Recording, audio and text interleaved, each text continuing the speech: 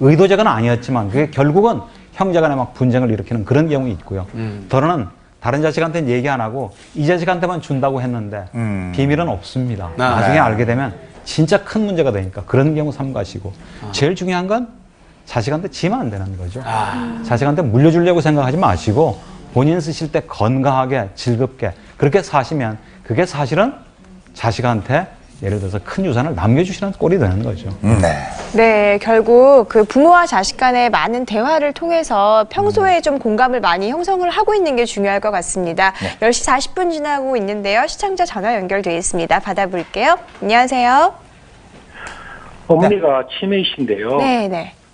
어느 날 형님께서 저희 모르게 어머니를 찾아가서 재산의 대부분을 행위해 주겠다는 유언장을 받아오셨어요. 어머니는 판단력이 없으신 분인데 치매이신 어머니가 쓴 유언장도 혈액이 있습니까?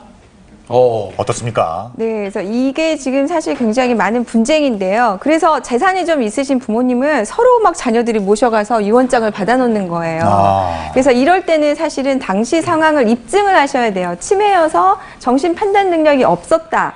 그래서 뭐 심지어는 막 정신감정까지 하고 당시의 의료 기록을 감정하고 이렇게 해야지 유언 무효를 받으실 수 있거든요. 그런데 소송으로 가시게 되면 사실 그거 입증하기는 이렇게 쉽지는 않습니다. 예. 특히 공정증서에 의한 유언 같은 경우에는 변호사 앞에서 쓴 거기 때문에 그걸 무효로 인정받기는 굉장히 어렵습니다. 예. 그렇군요. 자, 그러면 5번째 사연 만나보겠습니다. 내게 남은 것은 오직 사랑뿐. 뒤늦게 황혼의 사랑에 빠진 나순수 씨.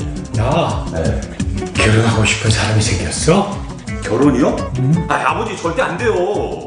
그거 다 여자들이 아버지 재산하고 돈 보고 접근하는 거라고요. 아니, 그런 사람 아니라니까? 아버지 그냥 무조건 안 돼요.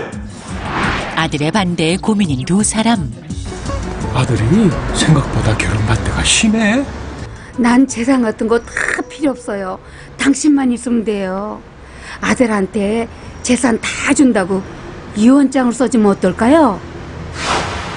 혼인신고를 하지 않는 것은 물론 유언장의 공증까지 받고 나서야 두 사람은 어렵게 허락을 받는데요.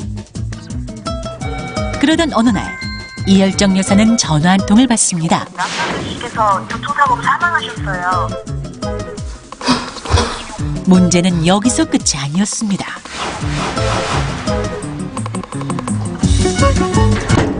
저기요. 언제까지 여기 계실 건데요? 그게 무슨 소리야? 아니, 막말로다가 저희가 뭐 피가 섞인 것도 아니고 이제는 좀 나가시면 안 되겠어요? 좀 당장 좀 나가세요. 당장 먹고 살 길이 없어 막막한 이열정 여사. 결국 아들의 도축에 못 이겨 짐을 싸는데요. 이게 뭐지? 유언장? 태호야! 아버지가 유언장 새로 남기셨어. 유언장을 새로요? 지금 살고 있는 아파트를 아내에게 상속하겠다는 유언장을 새로 써놨던 나순수 씨. 아버지가 이렇게 해놓으셨다고 해도 달라질 건 없어요. 이미 유언장에 공증까지 받아놓은 거 그게 더 효력 있는 거 모르세요? 무슨 소리야? 새로 쓴 유언장이 더 효력이 있지. 아버지가 남긴 2장의 유언장. 과연 어떤 것이 법적 효력이 있는 걸까요? 야, 진짜 이거 닭이 먼저냐 알이 먼저냐 엄마가 좋아 아빠가 좋아 이 문제 같은데 어떻게 야 이거 골치 아픈데요? 우리 오늘 방송 앞부터 들으신 분은 답을 아실 것 같아요. 제가 아까 유언에 뭐가 제일 중요하다고 했죠? 날짜. 그래서 날짜 앞에 거는 안 되고요. 뒤에 게 유효한 거죠. 그래서 앞에 유언이 철회됐다고 보는 거예요. 오늘 방송 잘 들으셨네요.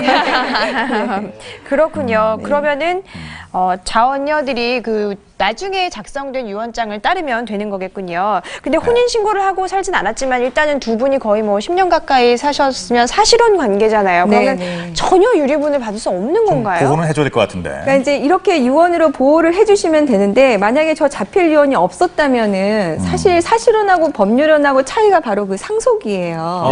그러니까 사실혼 배우자는 다른 거는 다 대우를 받는데 이 상속을 받을 수 없다는 겁니다. 그래서 얼마 전에 이제 법이 하나 만들어져서 임대차 같은 경우에 이제 집 전세 이런 건 상속을 받을 수 있지만 나머지는 전혀 상속을 받으실 수 없기 때문에 이 부분에서 차이가 나는 거죠. 네, 그렇군요.